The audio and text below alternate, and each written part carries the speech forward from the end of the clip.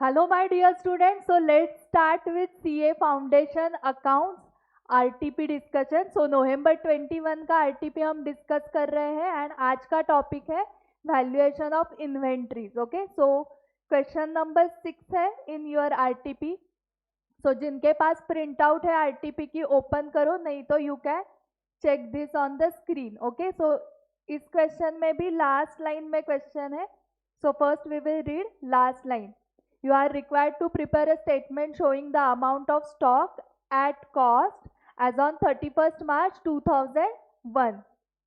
Yes, so 31st March 2001 का हमें stock calculate करना है from the above information. So क्या इंफॉर्मेशन दी है आपको?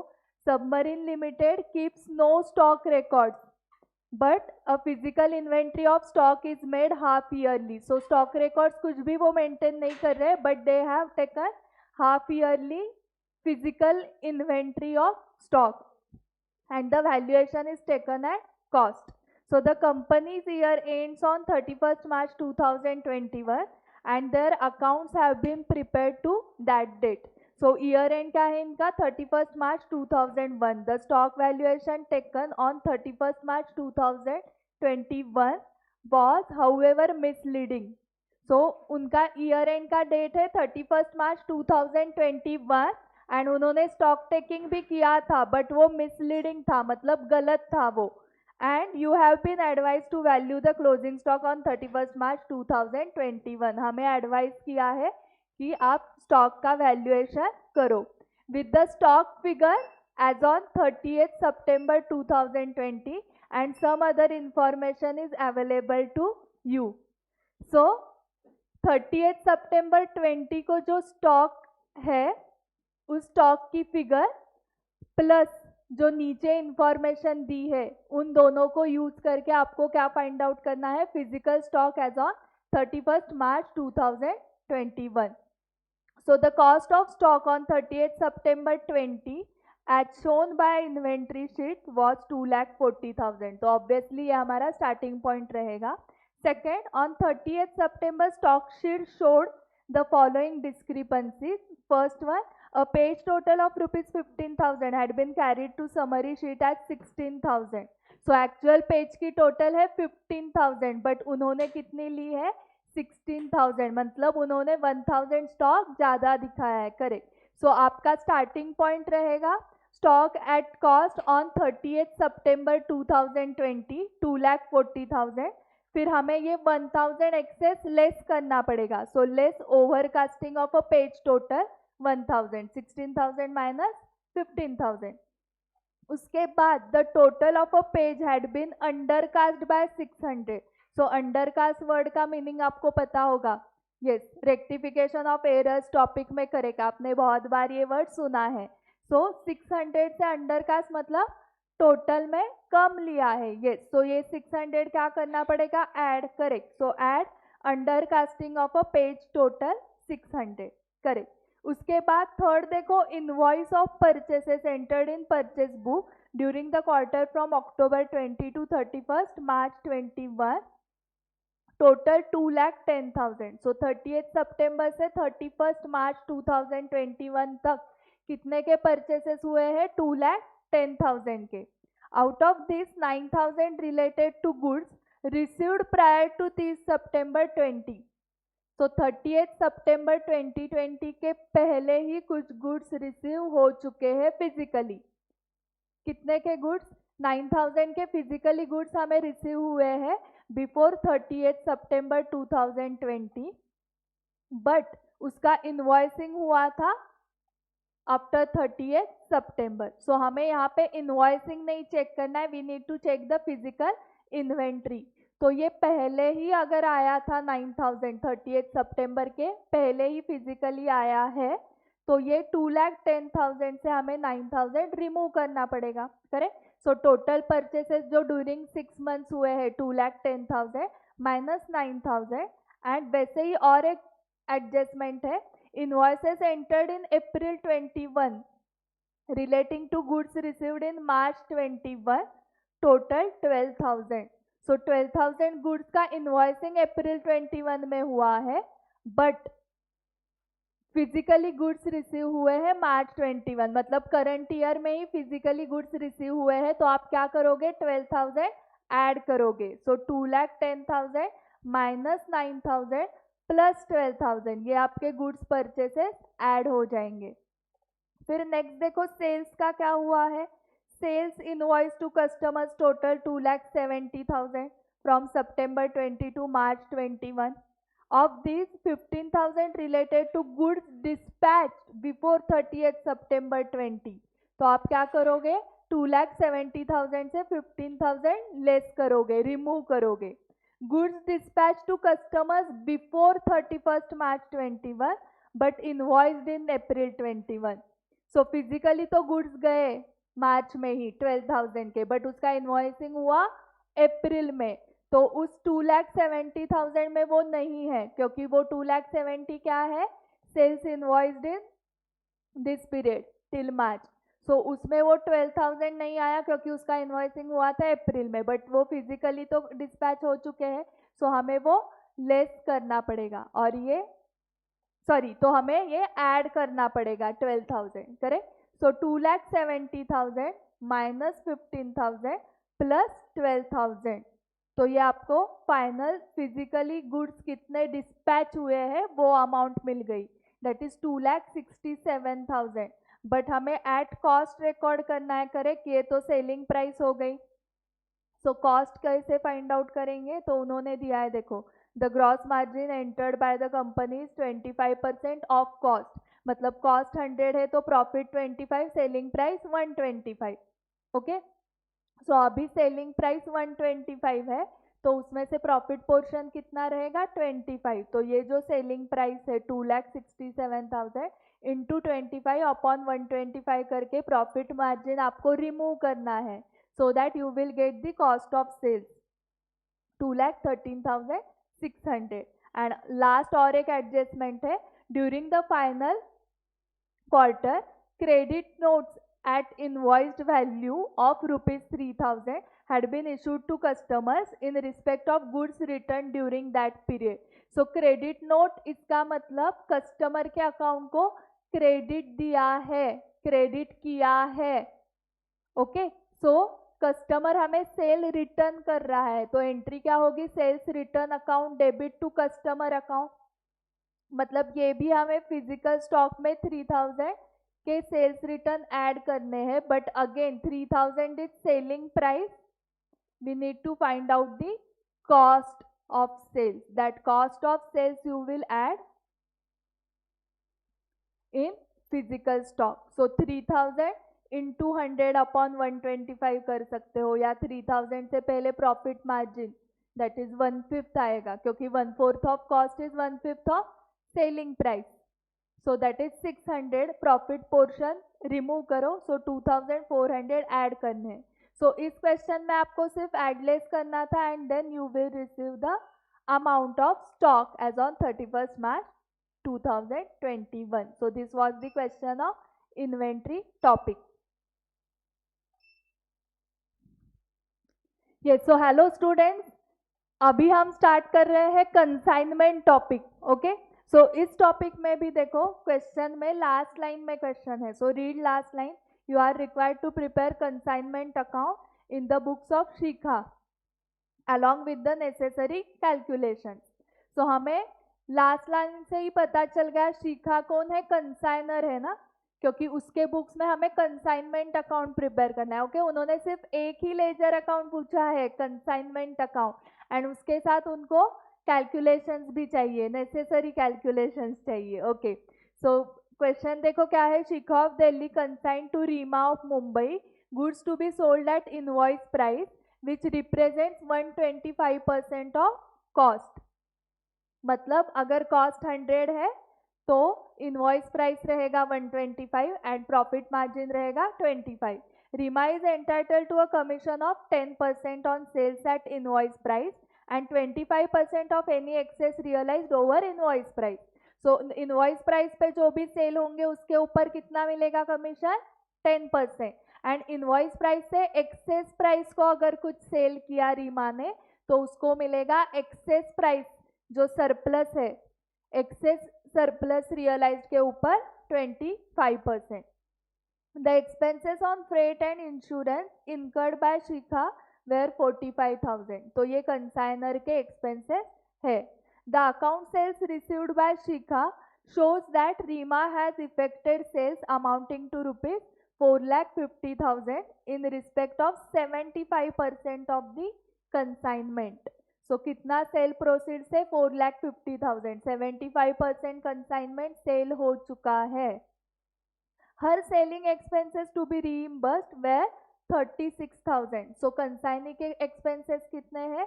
सेलिंग एक्सपेंसेस है, हाँ उसके वो 36,000 है। 10% of the consignment goods of the value of rupees 56,250 were destroyed in the fire at Mumbai godown. Rima remitted the balance in favor of Shikha. Okay, so जो भी बैलेंस था वो रेमिट कर दिया है शिखा को। एंड यहाँ पे 10% ऑफ कंसाइनमेंट डिस्ट्रॉय हो चुका है। 10% ऑफ कंसाइनमेंट इज 56,250। ओके, सो आपको पता है कंसाइनमेंट अकाउंट आपको प्रिपेयर करना है, उसकी स्टार्ट भी आपको पता है, to goods sent on consignment. Yes, so यहाँ पे क्या है, at invoice price goods send किए, करेक्ट। तो हमें लोडिंग पोर्शन क्या करना पड़ेगा? रिवर्स करना पड़ेगा, ये भी आपको पता है, वेरी गुड। बट मुझे बताओ कि गुड्स कितने कंसाइन हुए हैं, अमाउंट कहाँ पे दी है? सिर्फ वो बोल रहे 125% ऑफ कॉस्ट, उसके बाद कमीशन के बारे में दिया है, देन उसके कंसाइनर के एक्सपेंसेस, फिर सेल हुआ 4,50,000 का विच इज 75% ऑफ कंसाइनमेंट, फिर कंसाइनी के एक्सपेंसेस दिए हैं। बट गुड्स कितने सेंड किए हैं फॉर कंसाइनमेंट, वो कहाँ पे है? फिर 10% ऑफ कंसाइनमेंट डिस्ट्रॉय हुआ है इन फायर। सो गुड्स कितने फिर कंसाइन किए? यस, तो ऐसा क्वेश्चन आपने ऑलरेडी सॉल्व किया है, करेक्ट बताया आपने। सो ये जो 10% ऑफ कंसाइनमेंट है 56,250, इससे हमें 100% कैलकुलेट करना है, which is the goods sent on consignment. Okay, so यहाँ पे हम वैल्यूएशन करते हैं, calculation goods sent on consignment. So goods destroyed in fire कितने हैं?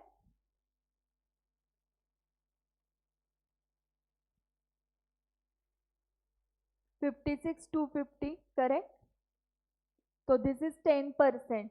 Okay, so goods sent on consignment कितना आएगा?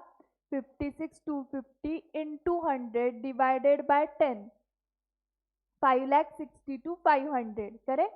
तो आप ये लिखते हो consignment to Mumbai account, okay, in the books of Shikha, consignment to Reema Mumbai. So debit side को आएगा to goods sent on consignment 562,500। इसमें लोडिंग कितना इंक्लूड है? Correct, 25। Okay, 25% is on cost. So हमें लोडिंग अगर कैलकुलेट करना है, लोडिंग, सो ये एट इनवॉइस प्राइस है, हाँ, तो इसमें से हमें 25 वाला पार्ट चाहिए, लोडिंग वाला पार्ट, डिवाइडेड बाय 125, करेक्ट। 1,12,500 का लोडिंग हमें रिवर्स करना है, that is that should be return on credit side. So consignment account के क्रेडिट साइड को चेक करो, yes, by good sent on consignment account, loading is 1,12,500। Next, फिर commission के बारे में दिया है, बट कमीशन वही जब कब रिकॉर्ड करेंगे? सेल्स प्रोसीड्स रिकॉर्ड करने के बाद। सो ये थोड़ा पेंडिंग रखो। देन एक्सपेंसेस दिए कंसाइनर के 45,000, तो बहुत सिंपल एंट्री है, consignment account debit to cash account 45,000। Then next check करो, अकाउंट सेल ने क्या रिवील किया कि सेल्स हुए हैं 4,50,000 से। सो रीमा से कितना रिसीवेबल है? 4,50,000, करेक्ट। सो इसकी एंट्री क्या होगी? रिसीवेबल फ्रॉम रीमा ना, so Reema's account debit to consignment account. So consignment account के क्रेडिट साइड को हम लिखेंगे बाय रीमा, ब्रैकेट में सेल प्रोसीड्स लिखो 4,50,000। हमें पता होना चाहिए कि ये जो रीमा का अकाउंट डेबिट किया उसका रीजन क्या है, करेक्ट। एंड फिर अभी सेल प्रोसीड्स आपने लिखे हैं तो अभी कमीशन कैलकुलेट करो। सो 75% ऑफ कंसाइनमेंट सेल हो चुका है। सो अगर हम कैलकुलेशन ऑफ कमीशन, ये हमारा नेसेसरी वर्किंग नोट है। ओके, सो 75% ऑफ कंसाइनमेंट कितना आ रहा है, फाइंड आउट करो। टोटल कंसाइनमेंट 562 500 का है, उसका 75% सेल हुआ तो 4,21,875 आ रहा है। हाँ, बट उसके सेल प्रोसीड्स देखो 4,50,000 है। इसका मतलब क्या समझ में आ रहा है आपको कि उसने सेल किया है ओवर इनवॉइस प्राइस। करेक्ट। सो आपके पास सरप्लस है ना 28,125। सो जो कमीशन कैसे मिलेगा, 10% on sales at invoice price. So 10% on sales at invoice price. Yes, so calculate करो। इनवॉइस प्राइस क्या है, 421,875 इंटू 10% एंड सरप्लस पे कितना था, correct 25% on any on surplus.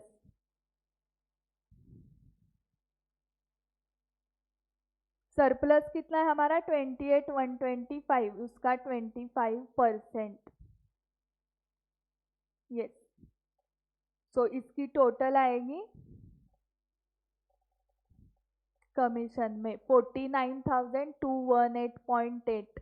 Okay, सो 49,219 का कमीशन है। कमीशन की अमाउंट क्या है, 49,219, 49,219। यस, 49,219 से कमीशन पे करना है। सो कमीशन की एंट्री आती है क्या आपको, correct, consignment account debit to Rima bracket में कमीशन 49,219। ओके, आगे पढ़ो क्वेश्चन। सो सेल्स हुए, सेल्स का कमीशन भी हुआ, फिर उसके एक्सपेंसेस भी रीइंबर्स करने हैं ना 36,000। Again same entry, consignment account debit to Rima account, Rima को पेएबल है। So to Rima and bracket में एक्सपेंसेस 36,000। फिर 10% of consignment goods of the value of rupees 56,250 were destroyed in fire at Mumbai Godown. So 56,250 ये क्या है, 10% ऑफ कंसाइनमेंट। तो ये amount जो है ना वो एट इनवॉइस प्राइस है। ये जो है वो एबनॉर्मल लॉस है। एबनॉर्मल लॉस हमें एट कॉस्ट रिकॉर्ड करते हैं हम। ओके, जैसे इन्वेंट्री का वैल्यूएशन होता है वैसे ही एबनॉर्मल लॉस का भी वैल्यूएशन होता है। ओके, सो 56,250। सो हमें कैलकुलेट अभी क्या करना है, calculation of abnormal loss. Okay, so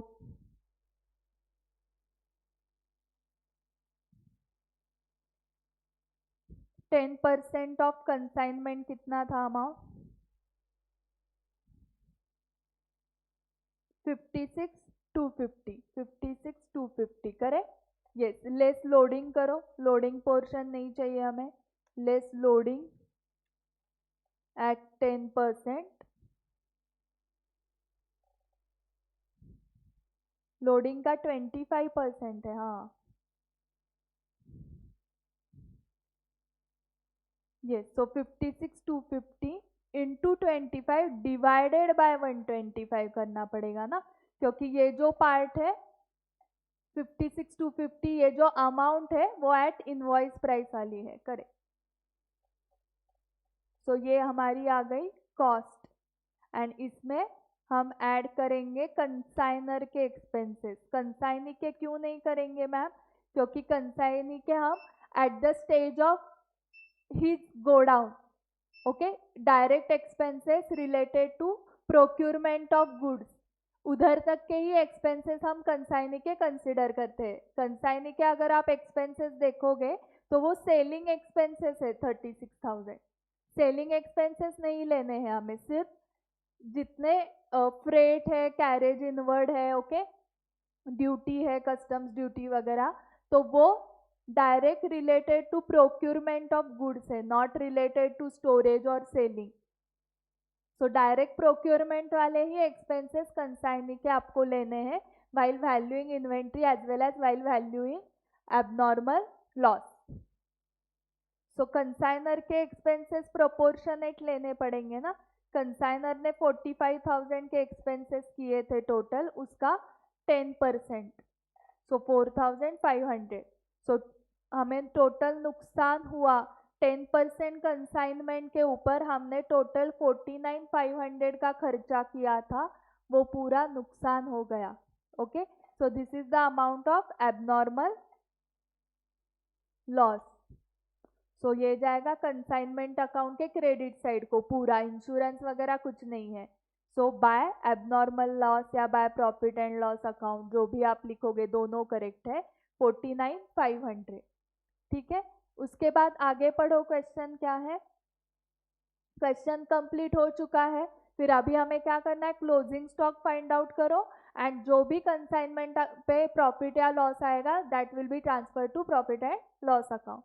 so stock कितना है अभी? 100 में से 75% तो सेल हुआ, 10% डिस्ट्रॉय हुआ. सो ऐसे 85% गया, तो कितना बाकी है? 15%. Correct. So calculation of stock, next लिखो नोट. कैलकुलेशन ऑफ स्टॉक, 15% ऑफ कंसाइनमेंट बाकी है ना. यस, सो 560 to 500 का 15% बाकी है. यस, इसमें लोडिंग पोर्शन इंक्लूड है. करेक्ट. यस, बट पहले स्टॉक का पूरा वैल्यूएशन करो. इसमें अगेन हम सिर्फ कंसाइनर्स एक्सपेंसेस ऐड करेंगे. Add consignors expenses.